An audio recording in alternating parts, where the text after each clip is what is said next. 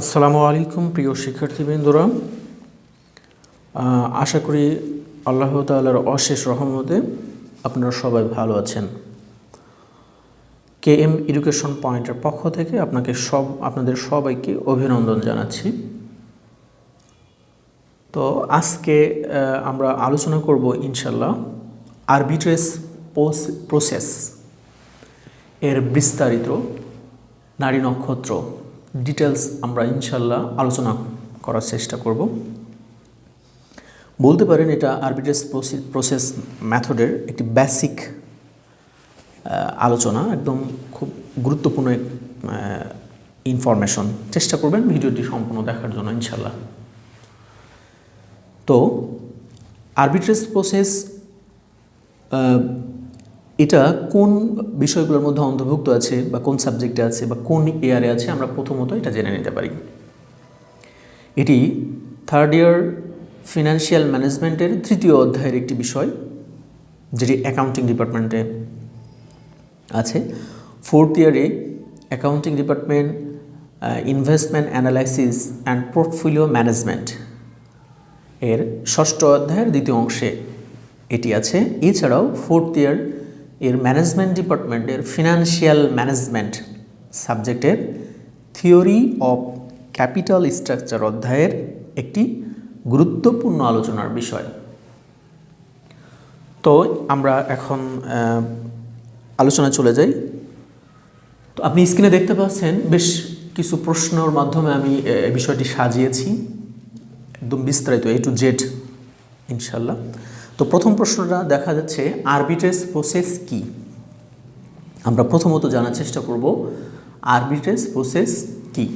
আচ্ছা, তো এখানে আমি একটু সুন্দর করে সাজিয়ে নিয়েছি। মডিগ্লিয়ানি অ্যান্ড মিলার এর তত্ত্ব অনুযায়ী আরবিট্রেজ প্রসেস হলো মুনাফা অর্জনকারী ভারসাম্যমূলক লেনদেন প্রক্রিয়া।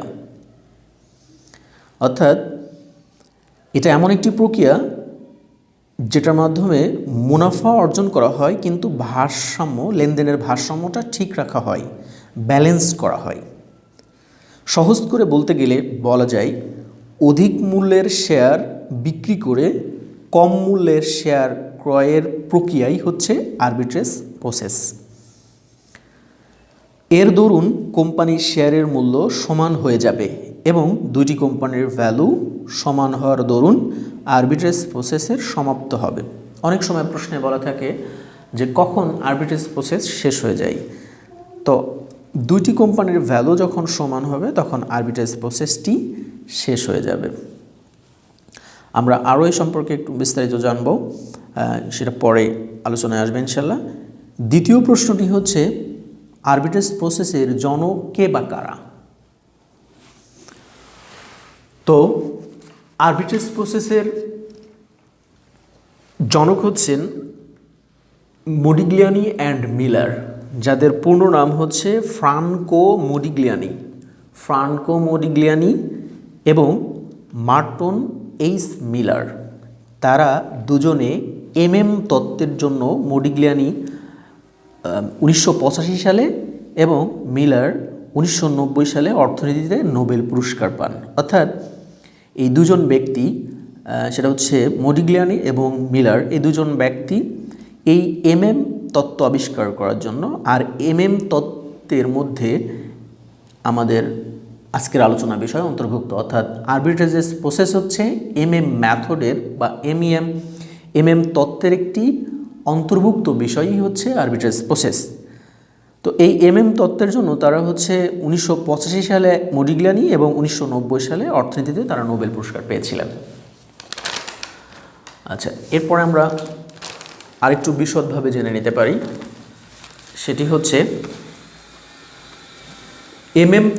তত্ত্বে তারা প্রমাণ করতে চেয়েছেন যে ভ্যালু ভিএল সমান সমান ভিইউ। আমরা একটু ভিএল এবং ভিইউ জেনে নিতে পারি। ভিএল দ্বারা এখানে বোঝানো হয়েছে ভ্যালু অফ লিভার্ড ফার্ম, অর্থাৎ যে ফার্মের মূলধন কাঠামোর মধ্যে ঋণ আছে এবং শেয়ার আছে। বাংলা কথায় বলতে গেলে বলা যায় যে কোম্পানির মূলধন, শেয়ার এবং ঋণ এই দুইটা দ্বারা গঠিত, সেটা হচ্ছে ভ্যালু অফ লিভার্ড ফার্ম। আর ভিইউ বলা হয় ভ্যালু অফ আনলিভার্ড, অর্থাৎ যে কোম্পানির ঋণ নাই, শুধু শেয়ার দ্বারা মূলধন গঠন করা হয়েছে, সেটি হচ্ছে ভ্যালু অফ আনলিভার্ড। তো তত্ত্বে তারা দেখাতে চেয়েছেন যে এই ভিএল অর্থাৎ যে ফার্মের মূলধন কাঠামো ঋণ এবং শেয়ার দ্বারা গঠিত, আর যে ফার্মের শুধু শেয়ার দ্বারা গঠিত, এই দুটা সমান। আচ্ছা, তারা মূলধন কাঠামোকে একটি বৃত্তের সাথে তুলনা করে বুঝিয়েছেন যে বৃত্তটিকে যত খণ্ড করা হোক না কেন তা একই বৃত্তের অংশ।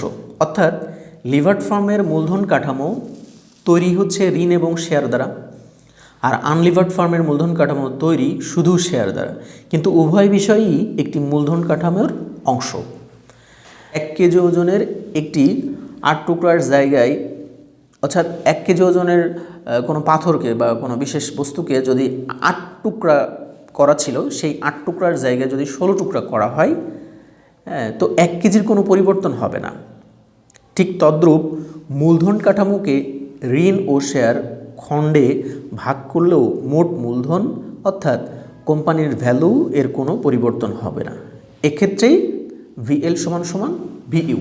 আমি যদি একটু বিষয়টা আরও একটু ক্লিয়ার করি, সেটা হচ্ছে তারা বোঝাতে চাচ্ছেন যে ভ্যালু অফ লিভার্ড ফার্মের মূলধন কাঠামো দাঁড়াইছে হচ্ছে শেয়ার এবং ঋণ দ্বারা, দুইটা পার্ট কিন্তু জিনিস একটা। অর্থাৎ মূলধনকে দুইভাবে একটা কোম্পানি কালেক্ট করেছে, সে হচ্ছে ঋণ এবং শেয়ারের মাধ্যমে, দুইটা খণ্ডের মাধ্যমে, দুইটা ইনফরমেশনের দ্বারা মূলধন কাঠামো তৈরি হয়েছে। অপরদিকে আনলিভার্ড ফার্মের মূলধন কাঠামো তৈরি হয়েছে শুধু শেয়ার দ্বারা, কিন্তু তারা বলতেছে দুইটাই কেন সমান, কারণ তারা এটা বলতেছে যদিও দুইটা দ্বারা গঠিত কিন্তু জিনিস তো একটা, মানে মূলধন তো একটা। এখন আমি মূলধনটাকে 5টা খণ্ড করলেও মূলধনের তো কোনো পরিবর্তন হবে না, মানে হচ্ছে মোট মূলধনের কোনো পরিবর্তন হচ্ছে না। যেমন একটা কোম্পানি মোট টাকা হচ্ছে 1 লাখ, সে 40,000 টাকা ঋণের মাধ্যমে সংগ্রহ করলো আর 60,000 টাকা শেয়ারের মাধ্যমে সংগ্রহ করলো, কিন্তু তাদের মোট মূলধন কত? 1 লক্ষ টাকা। Same value of unlevered farm, ওনারা জাস্ট মোট 1 লাখ টাকা শেয়ারের মাধ্যমে সংগ্রহ করলো। তো এখানে দেখা যাচ্ছে যে আনলিভার্ড ফার্মকে দুইটা, একটা হচ্ছে 50,000 একটা পার্ট, আর একটা পার্ট হচ্ছে 40,000 একটা পার্ট, আর একটা পার্ট হচ্ছে 60,000 একটি পার্ট, দুইটা টুকরা বা দুইটা অংশ মিলে 1 লাখ। অপরদিকে আনলিভার্ড ফার্মের একটা অংশই, শেয়ারের একটা অংশই হচ্ছে 1 লাখ। তো দুইটা কোম্পানির ভ্যালু কিন্তু সমান, দুইটা কোম্পানির মূল্য বা মূলধন কাঠামো বা মূলধন কিন্তু 1 লক্ষ। এই বিষয়টাই তারা প্রমাণ করতে চেয়েছেন যে ভিএল আর ভিইউ সমান। এই জন্য আমরা যখন অঙ্কের মধ্যে অঙ্ক করব মেথডে, যেখানে ভিএল এর মান বেরোবে আমরা সেখানে ভিএল সমান সমান ভিইউ লিখে দিতে পারবো। তত্ত্বটি এজন্যই। যাই হোক, আমরা পরের প্রশ্নে চলে যাব। তৃতীয় প্রশ্ন ছিল যে আরবিট্রেজ প্রসেস কেন করা হয়? আরবিট্রেজ প্রসেস কেন করা হয়? আচ্ছা, তো আরবিট্রেজ প্রসেস মূলত কোম্পানির ভ্যালুকে, আমরা অলরেডি আলোচনার মধ্যে অনেকটাই করে ফেলেছি, তবু আরেকবার বলি। আরবিট্রেজ প্রসেস মূলত কোম্পানির ভ্যালুকে সমান করার জন্য বা তাদের শেয়ারের মূল্য এর ভারসাম্য ঠিক রাখার জন্যই করা হয়। অর্থাৎ দুইটা কোম্পানির ভ্যালুকে সমান করার জন্য মূলত আরবিট্রেজ প্রসেস করা হয়, কারণ আরবিট্রেজ প্রসেসের মূল লক্ষ্যই হচ্ছে যদি অসমান কোনো ভ্যালু থাকে, দুটি কোম্পানির ভ্যালু অসমান, তো তাদের উদ্দেশ্য হচ্ছে যে কোনোভাবে সমান করা হবে দুইটা ভ্যালু। এই আরবিট্রেজ প্রসেস প্রয়োগ করে দুইটা কোম্পানির ভ্যালু সমান করা হবে, এটা হচ্ছে মূল উদ্দেশ্য। এরপরে আমরা চলে যাব চতুর্থ প্রশ্নে। চতুর্থ প্রশ্নটা ছিল এটি কোন ধরনের প্রতিষ্ঠানের ক্ষেত্রে হতে পারে? কোন ধরনের প্রতিষ্ঠানের ক্ষেত্রে এই আরবিট্রেজ প্রসেস প্রয়োগ করা হয় বা প্রয়োগ করা যেতে পারে? আচ্ছা, তো এটার অ্যান্সার হচ্ছে যে আরবিট্রেজ প্রসেস মূলত আনলিভার্ড ফার্ম থেকে লিভার্ড ফার্মের মধ্যে হয়, অর্থাৎ আনলিভার্ড ফার্ম, যে ফার্মের আমরা ইতিমধ্যে আলোচনা করেছি যে ফার্মের ঋণ নাই, আনলিভার্ড ফার্ম থেকে লিভার্ড ফার্মে যাওয়া হয়, এরকম হতে পারে। এটা সাধারণত হয়ে থাকে, পরীক্ষায় এই ধরনের অঙ্ক দেয় বেশি। তবে আনলিভার্ড থেকে আনলিভার্ড ফার্মেও হতে পারে।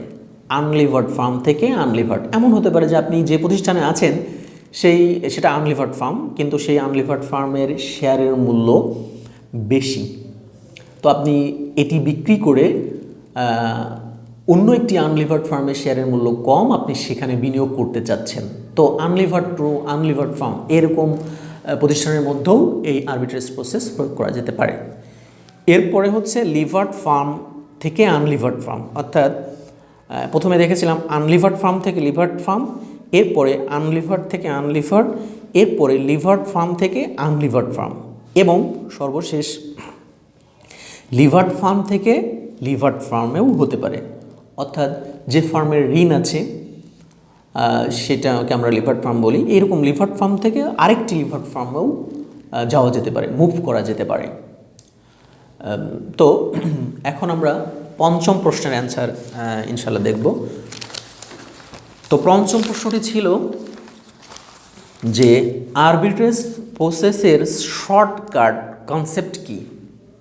আমরা কিন্তু এতক্ষণ আলোচনা করেছি ব্যাপকভাবে, বিস্তারিত আলোচনা, যে আরবিট্রেজ প্রসেস কে তৈরি করেছিলেন, তিনি কত সালে পুরস্কার পেয়েছিলেন, আরবিট্রেজ প্রসেস কেন করা হয়, আরবিট্রেজ প্রসেসের জনক কে বা আরবিট্রেজ প্রসেস কি, বিস্তারিত। আমরা এখন শর্টকাট কিছু ইনফরমেশন জানবো যেটা আমার অঙ্ক করার জন্য হেল্প হবে। আমরা শর্ট একটা ইনফরমেশন নেব আরবিট্রেজ প্রসেসের। আচ্ছা, তো এখানে আরবিট্রেজ প্রসেসের সংজ্ঞা থেকে আমরা বিষয়টা বুঝতে পারি যে আরবিট্রেজ প্রসেস বলতে কি বোঝায়। শর্টকাট, অধিক মূল্যের ফার্ম থেকে কম মূল্যের ফার্মে কনভার্ট হওয়া, সেটাই হচ্ছে আরবিট্রেজ প্রসেস। তো আমি একটু উদাহরণে বলতে পারি যে এখানে যদি এ একটি ফার্ম ধরা হয় এবং বি অন্য একটি ফার্ম ধরা হয়, সে মনে করেন যে এ ফার্মের শেয়ারের মূল্য অনেক বেশি, তো আপনি চাচ্ছেন যে এই শেয়ারগুলো আপনি বিক্রি করে বি ফার্মের যে কম মূল্য শেয়ার আছে ওই ফার্মে মুভ করতে চাচ্ছেন।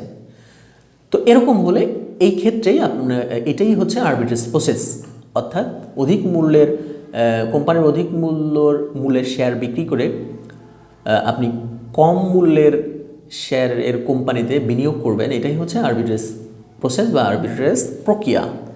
আচ্ছা, বিবেচনার বিষয়, আপনি যে মুভ করবেন বা এক ফার্ম থেকে আরেক ফার্মে যাবেন, এখানে কি বিবেচনা করতে হবে, অবশ্যই আপনাকে কি মাথায় রাখতে হবে, যে চিন্তাধারা মাথায় রেখে আপনি মুভ করতে পারবেন, এছাড়া আপনি মুভ করতে পারবেন না, একটা ফার্ম থেকে অন্য একটি ফার্মে যেতে পারবেন না। তো এখানে কোন বিষয়টি আপনাকে অবশ্যই বিবেচনা করতে হবে।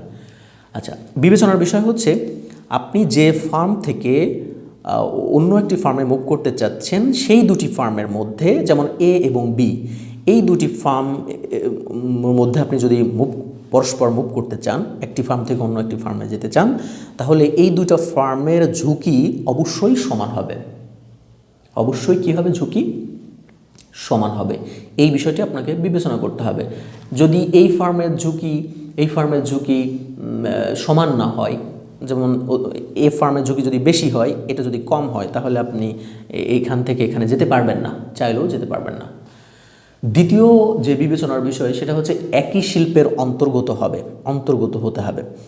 এখানে শিল্প বলতে কি বলা হয়েছে আমরা একটু বুঝতে পারি। শিল্প বলতে একই ধরনের ব্যবসা বা একই ধরনের বিজনেস যারা করে, যেমন আপনি যদি সিমেন্ট শিল্প ধরেন, তাহলে শাহ সিমেন্ট একটি শিল্প।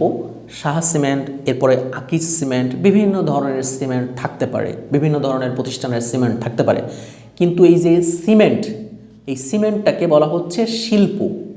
এই শিল্পের আওতায় অনেক ধরনের কোম্পানি, অনেক কোম্পানি থাকতে পারে, কিন্তু সিমেন্টকে আমরা একটা শিল্প বলতেছি। তার মানে আপনি যে এ কোম্পানি থেকে বি কোম্পানিতে যাবেন, তো এ কোম্পানিও সিমেন্ট তো এর কোম্পানি হতে হবে, বি কোম্পানিও সিমেন্টের কোম্পানি হতে হবে, অর্থাৎ তারা একই পণ্যের বিজনেস করবে, এরকম হতে হবে। যেমন এ কোম্পানি যদি চামড়ার ব্যবসা করে, বি কোম্পানি যদি সিমেন্টের ব্যবসা করে, তাহলে তারা একই শিল্পের অন্তর্গত হলো না। এটি হচ্ছে চামড়া শিল্পের অন্তর্গত, এটি হচ্ছে সিমেন্ট শিল্পের অন্তর্গত। তাহলে এখানে এই দুটো বিষয় বিবেচনা করতে হবে, তাদের অভ্যন্তরীণ, তাদের যে ঝুঁকি, দুইটা কোম্পানির সমান হতে হবে এবং তারা অবশ্যই একটা শিল্পের অন্তর্গত হতে হবে, অর্থাৎ একই ধরনের প্রোডাক্টের ব্যবসা তারা করবে। আচ্ছা, এরপরে আমরা কখন করব, অর্থাৎ আমরা আরবিট্রেজ প্রসেস বুঝবো কখন যে আরবিট্রেজ প্রসেস করতে হবে। প্রশ্নে সাধারণত বলে দিবে, তবুও আমরা বুঝে নিব যে আমরা কখন আরবিট্রেজ প্রসেস করব। সেটি হচ্ছে আয় সমান, অর্থাৎ দুটো কোম্পানির আয় সমান হবে কিন্তু বিনিয়োগ ভিন্ন, এই একটি তথ্য। আরেকটি তথ্য হচ্ছে আয় ভিন্ন হবে কিন্তু বিনিয়োগ সমান হবে। তো আমরা উদাহরণের সাহায্যে একটি দেখতে পারি বিষয়টি। উদাহরণের ক্ষেত্রে আমি বলতে পারি শাহ সিমেন্ট একটি কোম্পানি যদি হয়, তো শাহ সিমেন্ট আরেকটি কোম্পানি হচ্ছে আকিস সিমেন্ট। দেখেন, এটা সিমেন্ট শিল্পের অন্তর্গত দুটো কোম্পানি। তো শাহ সিমেন্টের আয় হচ্ছে 20,000 টাকা, কিন্তু তার বিনিয়োগ হচ্ছে 1 লক্ষ টাকা, অর্থাৎ 1 লক্ষ টাকা বিনিয়োগ করে 20,000 টাকা আয় করা যায়। ঠিক আকিস সিমেন্টে আয় হচ্ছে 20,000 টাকা, বিনিয়োগ হচ্ছে 1,20,000 টাকা। আপনি 1,20,000 টাকা বিনিয়োগ করলে আয় করতে পারবেন 20,000, যেখানে শাহ সিমেন্ট কোম্পানিতে 1 লক্ষ টাকা বিনিয়োগ করে আপনি আয় করতে পারবেন 20,000। তাহলে এখানে আয় এক কিন্তু বিনিয়োগটা ভিন্ন। এখানে আপনি চেঞ্জ করবেন, মুভ করবেন। কেন দেখেন, আপনি 1 লাখ টাকা বিনিয়োগ করে 20,000 টাকা আয় করতেছেন, তো আপনি আকিস সিমেন্টে কেন 1,20,000 টাকা বিনিয়োগ করে 20,000 টাকা আয় করবেন? আপনার বেশি 20,000 টাকা বিনিয়োগ করা লাগতেছে। আপনি যদি এটা বিক্রি করে এখানে চলে আসেন, তো আপনার ইনভেস্টমেন্ট বেঁচে যাবে 20,000 টাকা, সেটা আপনি অন্য কাজে লাগাতে পারবেন। আচ্ছা, একটা কনসেপ্ট।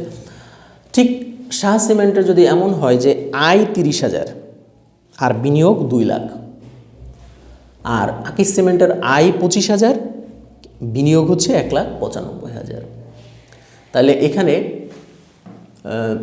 এখানে একটা জিনিস আমাদের একটু মিস্টেক হয়েছে। এখানে 1,95,000 হবে না, এটা 2 লক্ষ টাকা হবে, কারণ এখানে বিনিয়োগ সমান দেখাতে হবে। তাহলে দুটো কোম্পানির বিনিয়োগ হচ্ছে 2 লক্ষ টাকা, এটারও বিনিয়োগ 2 লক্ষ টাকা, অর্থাৎ 2 লক্ষ টাকা বিনিয়োগ করলে আপনি আয় করতেছেন 30,000 টাকা। আর আকিস সিমেন্টের সেম 2 লক্ষ টাকা বিনিয়োগ করে আপনি আয় করতেছেন 25,000 টাকা। তাহলে আপনি তখন কিন্তু মুভ করবেন, অর্থাৎ প্রতিষ্ঠান চেঞ্জ করবেন। কেননা বিনিয়োগ আপনি 2 লাখ করতেছেন কিন্তু আয় করতেছেন কম 25,000, আর এখানে আপনি বিনিয়োগ করতেছেন 2 লাখ কিন্তু আয় করতেছেন 30,000।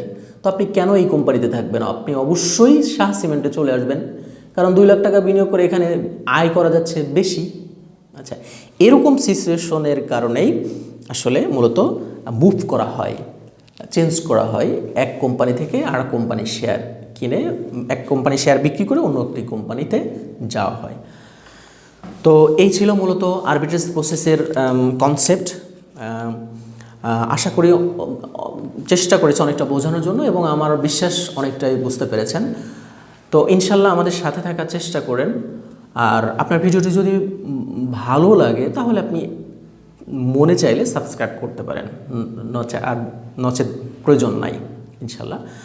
তো আমি চেষ্টা করব এরপর এই অধ্যায়ের আনলিভার্ড ফার্ম থেকে আনলিভার্ড ফার্মে কিভাবে মুভ করা যায়, লিভার্ড ফার্ম থেকে লিভার্ড ফার্মে কিভাবে মুভ করা যায়, এরপরে আনলিভার্ড থেকে লিভার্ডে কিভাবে মুভ করা যায়, আমি এই টপিক্সের উপরে বেশ কিছু অঙ্ক সলিউশন দেওয়ার চেষ্টা করব। বোর্ডের যে অঙ্কগুলো ইম্পর্টেন্ট, বোর্ডে অনেক সময় পরীক্ষাতে দিয়েছে, এই ধরনের অঙ্কগুলো দেওয়ার চেষ্টা করব ইনশাআল্লাহ। তো ওকে, আসসালামু আলাইকুম রহমতুল্লাহি ওয়া বারাকাতুহু। Hey there. Subscribe to my channel. And also press this bell icon.